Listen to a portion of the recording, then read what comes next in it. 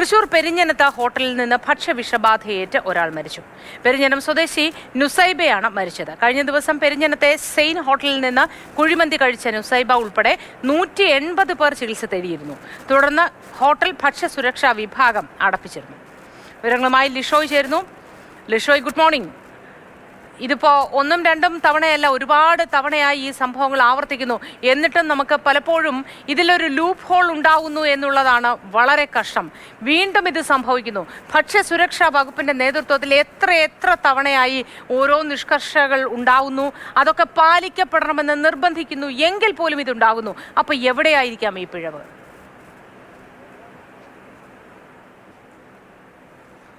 തീർച്ചയായും ഞാനിപ്പോൾ ഉള്ളത് ഈ മരിച്ച ഉസൈബയുടെ വീട്ടിലാണ്.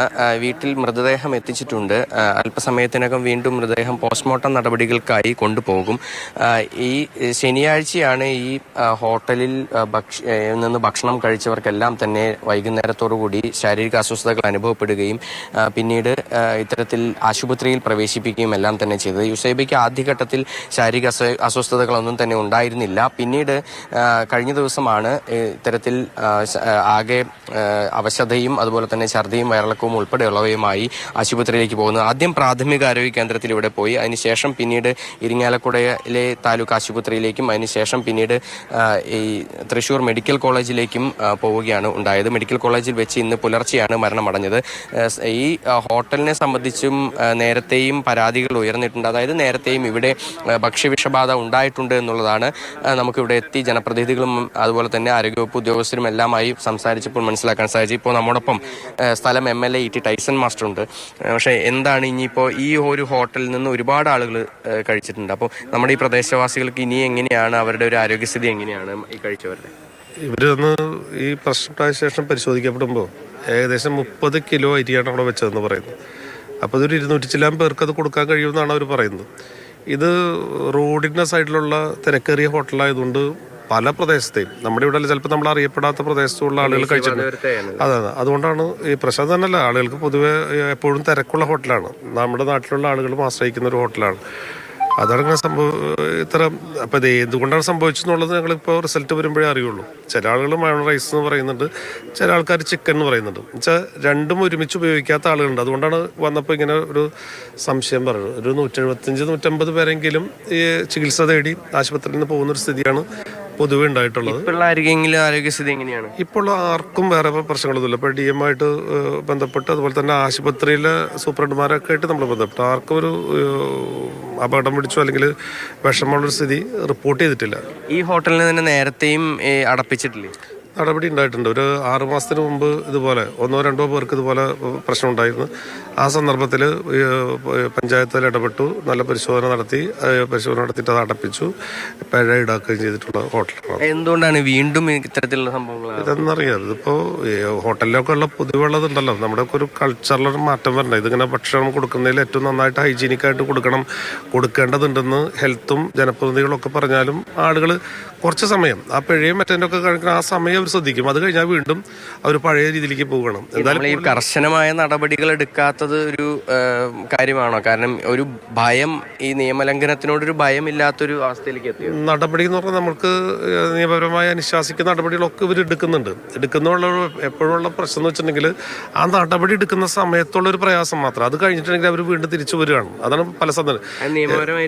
അപ്പോൾ ഇനി ഉറപ്പായിട്ടും നന്നായിട്ട് അവർ വരേണ്ടതാണ്. പക്ഷെ നമുക്ക് അങ്ങനെ ഇല്ലാത്തടത്ത് കുറച്ചും കൂടി കർശനമായിട്ട് ചിലപ്പോൾ ഇനി പഞ്ചായത്ത് അവർ തീരുമാനിച്ചിട്ട് ചിലപ്പോൾ ഇടയ്ക്കിടയ്ക്കുള്ള ഒരു പരിശോധന ഹെൽത്ത് ഡിപ്പാർട്ട്മെൻറ്റുമായിട്ട് ബന്ധപ്പെട്ട് ഉണ്ടാക്കണം. അതുണ്ടാക്കാനുള്ള നടപടികൾ ഈ സാഹചര്യത്തിൽ കുറച്ചുകൂടി ഞങ്ങൾ ചെയ്യും. ഈ പ്രദേശവാസികൾക്കൊക്കെ എങ്ങനെയാണ് ഈ വേറെ ഈ ഹോട്ടലിനെ കുറിച്ചും അതുപോലെ തന്നെ ഇവിടുത്തെ പൊതുവായിട്ടുള്ള ഹോട്ടലുകളെ കുറിച്ച്? ഈ ഹോട്ടലിനെ കുറിച്ച് നല്ല അഭിപ്രായം, കാരണം അതുകൊണ്ടാണല്ലോ കൂടുതൽ വലിയ തിരക്കേറിയ ഒരു ഹോട്ടലാണത്. സ്വാഭാവികമായിട്ട് അടുത്ത് നല്ലൊരു ഹോട്ടൽ എന്നുള്ള രീതിയിലാണ് ആളുകളുടെ ധാരണ. ഇന്നലെ ഇപ്പോൾ ഈ പറഞ്ഞ മാതിരി രാവിലെ തന്നെ നമ്മൾ ചെന്ന് നോക്കുമ്പോഴും അവരെ ക്ലീനിങ്ങും കാര്യങ്ങളൊക്കെ നോക്കുമ്പോൾ വളരെ കൃത്യമാണ്. എല്ലാ കാര്യങ്ങളും നോക്കുമ്പോൾ വളരെ കൃത്യമായിട്ട് തന്നെയാണ്. അത് അങ്ങനെയൊക്കെയാണല്ലോ നമുക്ക് കാണാൻ പറ്റുക. ഏകദേശം 210 ആളോളം ഈ കുഴിമന്തി തന്നെ 210 എണ്ണം വിൽപ്പന നടത്തി എന്ന് പറയുമ്പോൾ തന്നെ വലിയൊരു നമ്പറാണത്. കണക്കാണ്. അപ്പോൾ അത്രയും പേര് കൊണ്ടുപോയിട്ട് 175 പേരാണ് ചികിത്സ തേടിയിട്ടുള്ളത്. അപ്പോൾ ഇന്നലെ രാത്രി വരെ ഞങ്ങളെ സംബന്ധിച്ചിടത്തോളം ഞാൻ പഞ്ചായത്ത് വൈസ് പ്രസിഡന്റ് നൽകി ഞാൻ ഉൾപ്പെടെ ഞങ്ങളെല്ലാവരും ഹോസ്പിറ്റലുകളൊക്കെ സന്ദർശിച്ചതാണ്. അപ്പോൾ രാത്രി വരെ ഇവരായിരിക്കും മരണപ്പെട്ട നുസൈബ ഉൾപ്പെടെയുള്ള ആളുകളെയും നമ്മൾ സന്ദർശിച്ചു. അങ്ങനെ ഒരു മരണ രീതിയിലേക്ക് പോകുമെന്ന് നമുക്ക് കാണാൻ കഴിഞ്ഞില്ല അവരെ. ഇനി എന്തായാലും പോസ്റ്റ്മോർട്ടം ഉൾപ്പെടെയുള്ള നടപടികൾ കഴിഞ്ഞതിന് ശേഷമേ എന്താണ് മരണകാരണം എന്നുള്ള കാര്യത്തിൽ കൃത്യമായ ഒരു വ്യക്തത വരികയുള്ളൂ. ചിലപ്പോൾ പോസ്റ്റ്മോർട്ടത്തിനും അത് കണ്ടെത്താൻ കഴിയില്ല. ഈ ഫുഡ് ഇൻഫെക്ഷനൊക്കെ ആണെങ്കിൽ ഏത് തരത്തിൽ ഫുഡിൽ നിന്നാണ് എന്നുൾപ്പെടെയുള്ള കാര്യങ്ങൾ അത് അറിയണമെങ്കിൽ ആന്തരിക അവയവങ്ങളുടെ രാസപരിശോധന ഉൾപ്പെടെയുള്ള കാര്യങ്ങൾ നടത്തേണ്ടിയിരിക്കുന്നു. എന്തായാലും അതെല്ലാം കഴിഞ്ഞ ശേഷമേ ഒരു അന്തിമമായ നിഗമനത്തിലേക്ക് എത്താൻ സാധിക്കൂ. ഇതാണ് ഈ വീട്.